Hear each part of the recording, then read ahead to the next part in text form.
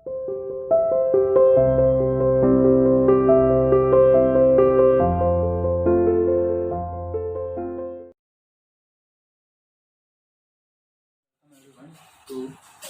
Online mathematics classes. बेटा हम अभी जो चैप्टर पढ़ रहे थे 7th chapter permutations and combinations, ठीक है। Permutations complete, combination almost complete, ठीक है। आज कंप्लीट हो जाएगा ये चैप्टर, ठीक है। तो इसमें आज मैं आपको क्या बताने वाला हूँ, कुछ और इम्पोर्टेंट क्वेश्चन है, ठीक है। कुछ अलग सा कंसेप्ट है वो बताऊँगा कॉम्बिनेशन का ही, ठीक है।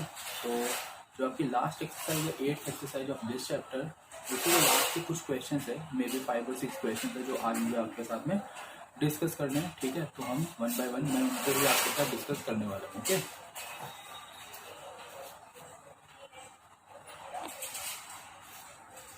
ठीक है बेटा। सो फर्स्ट क्वेश्चन में लिखने जा रहा हूँ बोर्ड पे, ध्यान से देखिएगा, समझिएगा। Question number 18 of last exercise, ठीक है। So the question is in an election there are 5 candidates in an election. There are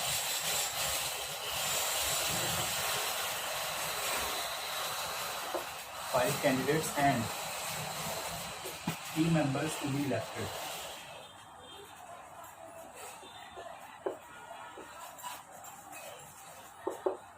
ठीक है। A voter can vote.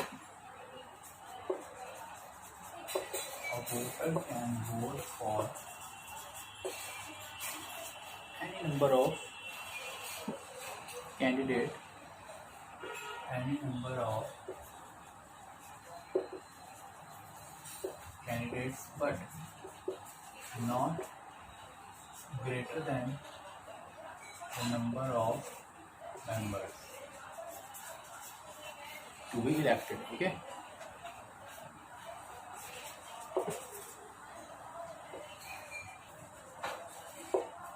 Right? In how many ways can a voter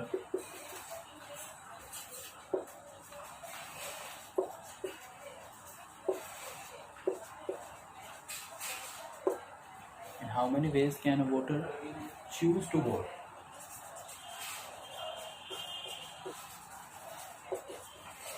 मेरा क्या question है, मैं explain करता हूँ इसको।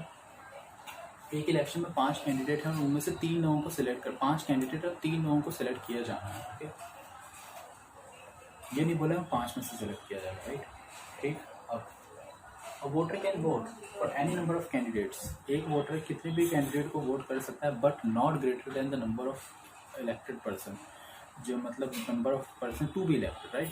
मतलब वो 3 से ज़्यादा नहीं कर सकता। कहने का मतलब ये होगा because only there are 3 members to be elected, right. अब ये पूछा कि how many ways can a voter choose to vote, कितने तरीकों से कोई पर्सन वोटर जो होगा वो वोट कर सकता है, ये बताना है, राइट। तो ये कॉम्बिनेशन का क्वेश्चन कैसे बनता है, क्योंकि ग्रुपिंग हो रही है, ठीक है, ग्रुप में हो रहे हैं इसलिए। तो अब सॉल्यूशन हम देखें किस तरह से होगा। अब देखिए कैंडिडेट 5 हैं, 3 लोगों को इलेक्ट करना है। यहाँ पर लिखेंगे voter can vote, voter can vote to either one candidate or two candidate or 3 candidates, right? So the total number of ways are to vote equals to 5 candidate है, 5 में से कोई भी 5C1, या फिर वो 2 को वोट दे सकते हैं या फिर वो 3 को। 5C1 5C2 5C3 सॉल्व कर देते हैं। 5C1 into 5 only, 5C2 5 into 4/2 plus 5C3 again 5 into 4/2, 5 plus 10 plus 10, सो 25, ठीक है। इसका मतलब 25 तरीके से वो वोट कर सकता है, ठीक। तो ये है इस क्वेश्चन का सोल्यूशन, ओके। ये हो गया हमारा फर्स्ट क्वेश्चन जो मुझे आज आपको बताना था, question number 18। Right. So after this question 18th question completion के बाद में नेक्स्ट क्वेश्चन मैं आपको बताने वाला हूँ, question number 20.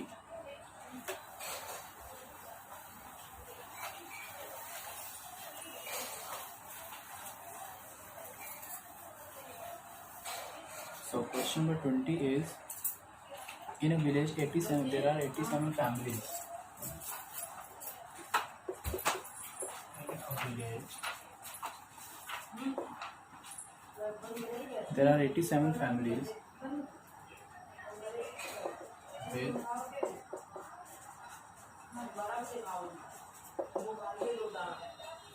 87 families. Okay. 52 has at most 2 children. 52 has at most 2 children. In a rural development program,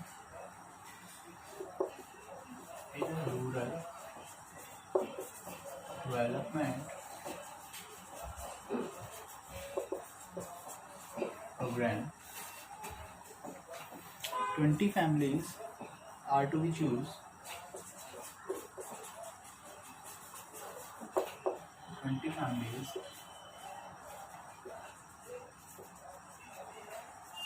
are to be choose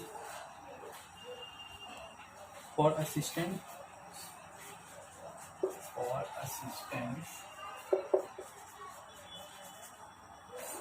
okay, of which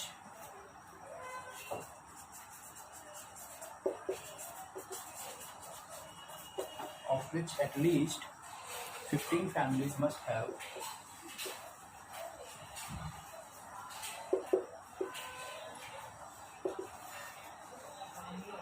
15 families must have at most 2 children.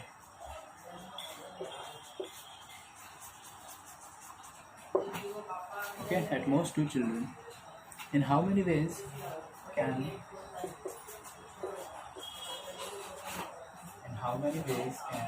the selection be made?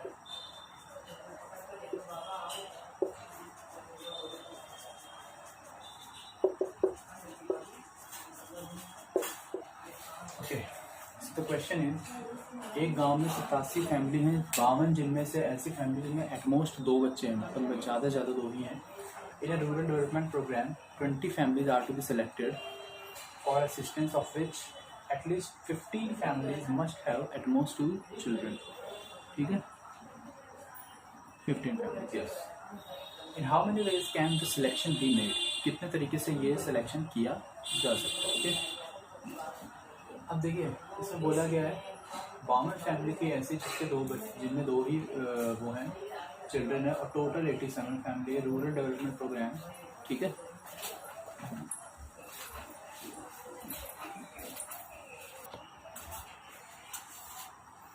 Okay. अब हम इसका solution करेंगे, but एक problem, ये question actually यहाँ पे 18 है, not 15. ठीक है, हाँ. अब हम सॉल्यूशन करेंगे. देखिए सबसे पहले टोटल फैमिलीज कितनी है, यहाँ लिख देता हूँ. Total families 87. Families having at most 2 children. Families with at most 2 children.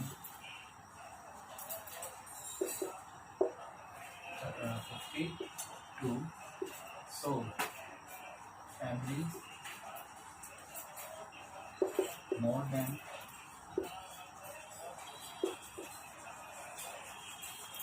2 children, ये कितने हो जाएंगे, माइनस कर देंगे 87 से 52, यू विल गेट 35. इसका मतलब 35 फैमिली ऐसी जिनमें 2 से ज़्यादा बच्चे हैं. एट मोस्ट मतलब कि वो मैक्सिमम 2 या 2 से कम, तो 2 से ज़्यादा ही बचे हुए केसेस हों. राइट. अब हमें फाइंड आउट क्या करना है, हमें फाइंड आउट करना है how many ways can the selection be made. तो टोटल नंबर ऑफ वेज हम फाइंड आउट करेंगे. Total ways in which 20 families is selected, with at least 18 families must have 2 at most 2 children. तो total number of veg में इसी के लिए find करें जो क्वेश्चन बोला गया, पूरी लाइन में लिखा हूँ। और ये किस तरह से हो सकता है देखिए, ये इस तरह से हो सकता है कि हम 18 फैमिली तो हों, 18 फैमिली कौन सी होनी चाहिए जिसमें एट मोस्ट 2 चिल्ड्रेन है, और 18 हुई पर टोटल हमें 20 फाइंड करने की। इसका मतलब 2 फैमिली कौन सी होंगी जिसमें 2 से ज़्यादा चिल्ड्रेन होंगे। तो हमारा केस हो जाएगा इस तरह से। एट मोस्ट वाला केस था 52C 18 इंटू 35C 2, राइट। पहला केस हो गया, प्लस दूसरा केस बच्चों क्या हो जाएगा इसी तरह से। 52 में से अब की बार हम 19 सेलेक्ट करेंगे, तो हमें 35 में से एक ही सिलेक्शन चाहिए, और लास्ट केस 52 में से ही सारे 20 सेलेक्ट हो जाएंगे, ठीक है। अब आप इसको चाहो तो सॉल्व करके रख दो, अदरवाइज इतना ही छोड़ दो, ठीक है, क्योंकि ये कैलकुलेशन ज़्यादा लेंदी होगी इस वजह से, ठीक है। हालांकि ये वैल्यू ज़्यादा लेंदी नहीं होगी, बट ये वैल्यू ज़्यादा लेंदी होगी ये तीनों, तो इसलिए इसको इतना ही छोड़ दीजिए, यही आंसर है बस, ज़्यादा कुछ इसमें सॉल्व नहीं करना है और भी। So this is our answer. Basically हमें कंसेप्ट समझना है, तरीका समझना है, ठीक है। ओके, तो ये हो गया question solve.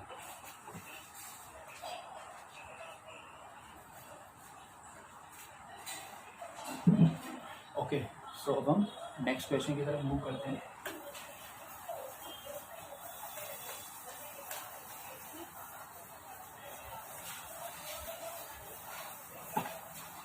So my next question is, जो नेक्स्ट क्वेश्चन है मेरा वो है क्वेश्चन नंबर 21 फर्स्ट पार्ट, ठीक है। Find the number of diagonals bye joining the vertices of the hexagon. Find the number of diagonals by joining, formed by joining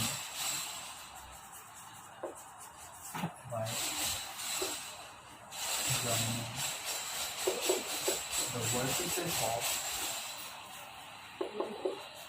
hexagon। ये hexagon के जो वर्टिसेस होंगे, मैं इसका भी शो करता हूँ मुझे।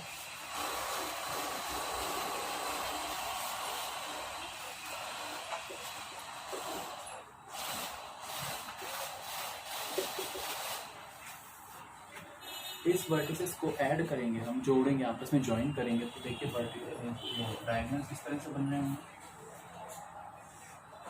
इस तरह से, ऐसे ही बी से हो जाएंगे,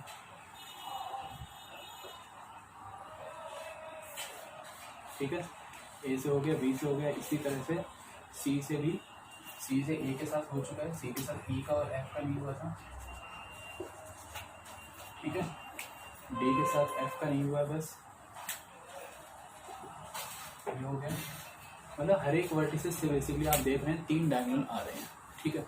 और मेरे पास है कितने, तो हमें ये कैलकुलेशन इस तरह से नहीं कि हम नंबरिंग करके देखें, गिन के लिखें, नहीं, हम सॉल्व करेंगे कॉम्बिनेशन की हेल्प से। कॉम्बिनेशन बन रहा है क्योंकि एक तरीके से मतलब यहाँ पे ग्रुपिंग ही तो हो रही है, दो वर्टिसेस जब ऐड किए जाएंगे, जोड़े जाएंगे, तभी एक वर्टेक्स फॉर्म होगा। तो देखिए सॉल्यूशन किस तरह से होगा इसका। यहाँ पर लिखेंगे टोटल वर्टिसेस 6 होता है, ठीक है। एक्चुअली में देखिए वर्टेक्स क्या है, वर्टेक्स है ये पॉइंट ABCDEF, ठीक। इनको जब ज्वाइन करेंगे तो क्या होगा, आपस में ये ज्वाइन किए जाएंगे, करेक्ट। तो हम क्या करेंगे, यहाँ पे लिखेंगे,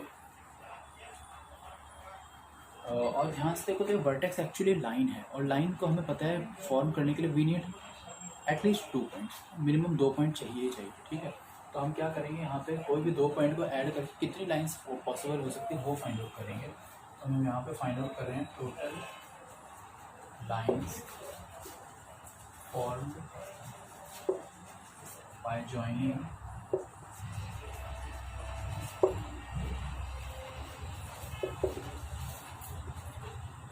these 6 points,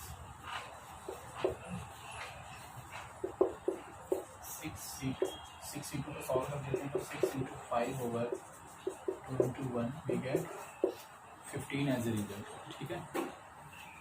बेटा देखो जब ये आपस में ज्वाइन हुए तो बी से सी भी तो ज्वाइन हुआ होगा, सी से डी भी ज्वाइन हुआ होगा, तो इस तरह से ये लाइंस जो हैं क्या ये डायगोनल होंगी? बिल्कुल भी नहीं होंगी।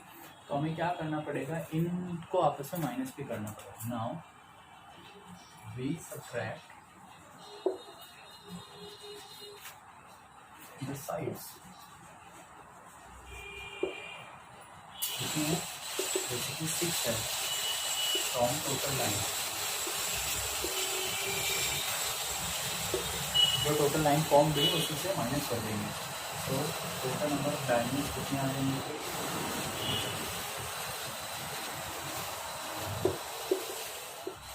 15 माइनस 6, ठीक है। तो 15 में से 6 माइनस करेंगे तो आंसर हो जाएगा 9। ओके, आपको देखने में 15 लग रहा है लेकिन 9 है। रीज़न क्या है? क्योंकि हर एक से 2 तो आ रहे हैं, लेकिन देखो ए और सी एक बार हो चुका, तो सी ए जो डायगोनल बनेगा वो दोबारा रिपीट नहीं किया जाएगा।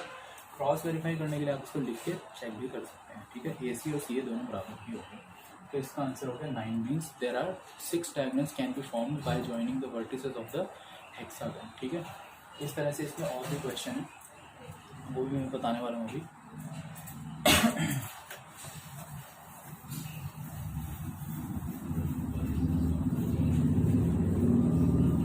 सो नेक्स्ट क्वेश्चन क्या है? नेक्स्ट क्वेश्चन है question number 22, and the question is find the number of triangles formed by joining the vertices of the hexagon. Number of triangles formed by joining the vertices of a hexagon. एक hexagon है,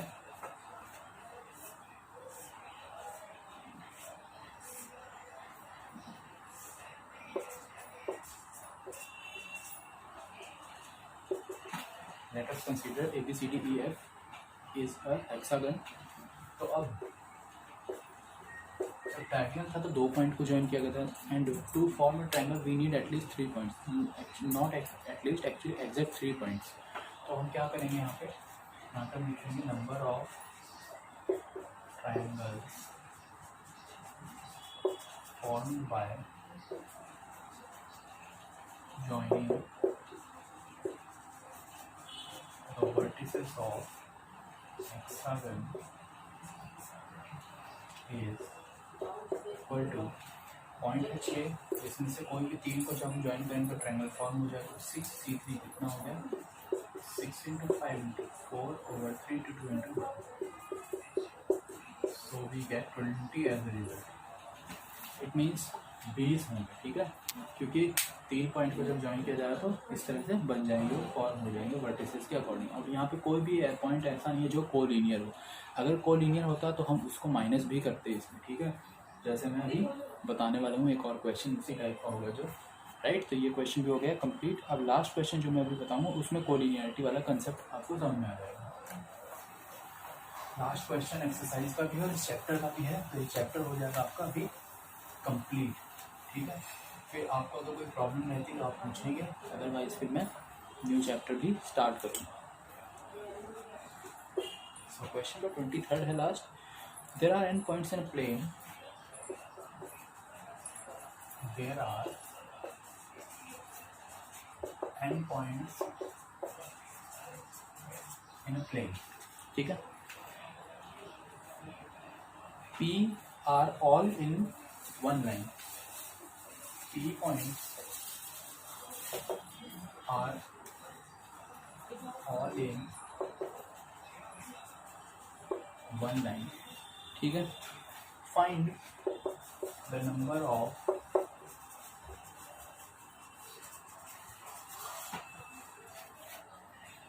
पहले में पूछा गया line और second part में पूछा गया है ट्रायंगल, ठीक है बेटा। देखिए क्या होगा क्वेश्चन है, सॉल्यूशन इसका। Total points given and collinear points are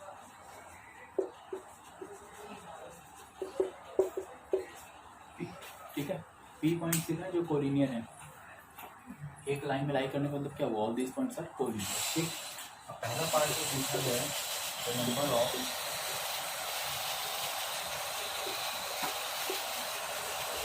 lines formed by joining the given point.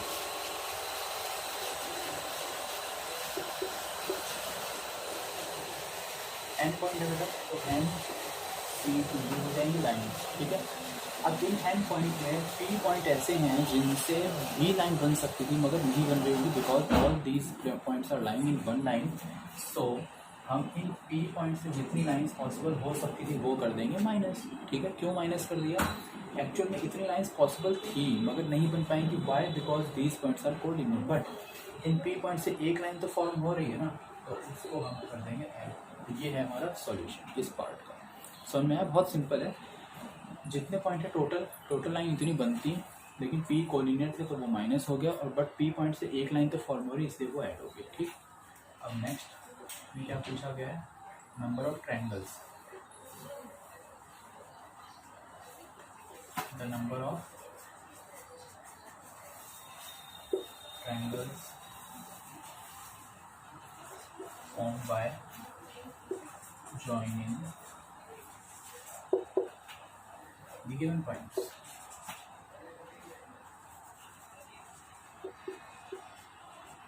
Same concept फिर से, 3 पॉइंट होंगे बेटा, n C three minus P C three. ठीक है, एन पॉइंट से एक्चुअली बन भी सकते थे इतने ट्रायंगल। ठीक है, और पी से भी बन सकते थे, तो पी सी थ्री को उसमें माइनस कर दिया गया, बस ये हो गया इसका आंसर। ठीक है, तो इस तरह से क्वेश्चन हो गए सॉल्व। ठीक, जैसे मान लीजिए ये पूछा जाता है कि 50 पॉइंट है टोटल, जिसमें से 6 कोलिनियर हैं, तो 50 C2 लाइन होती टोटल, 6 C2 माइनस किया जाता है क्योंकि वो कोलिनियर थी, बट एक जोड़ दिया जाएगा नंबर ऑफ लाइन के केस में। In case of number of triangles 50 C3 will be the total number of triangles, out of which 6 are collinear, so we will subtract 6 C3, क्योंकि 6 C3 जो triangles है वो नहीं फॉर्म हो पा रहे हैं because of the 6 points are collinear. ठीक है, तो ये हो जाएंगे सॉल्यूशन। सो अब आपका ये चैप्टर जो है, chapter number 7 permutations and combination is completed now. ठीक है, सो अभी तक जितने चैप्टर्स कंप्लीट हो चुके हैं उसके अलावा हम कोई नया चैप्टर में स्टार्ट करूँगा। ठीक है, तो आप ये अच्छे से वीडियो देख लो। If you have still some doubts in your mind, please ask in live session. जो लाइव सेशन होगा मेरा, उसमें आप ज़रूर से पूछें और ये चैप्टर आपका फिर कंप्लीट हो जाएगा।